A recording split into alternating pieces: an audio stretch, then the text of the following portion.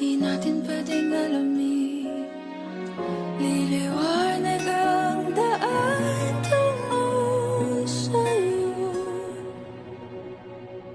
Dito ka lang sa puso ko.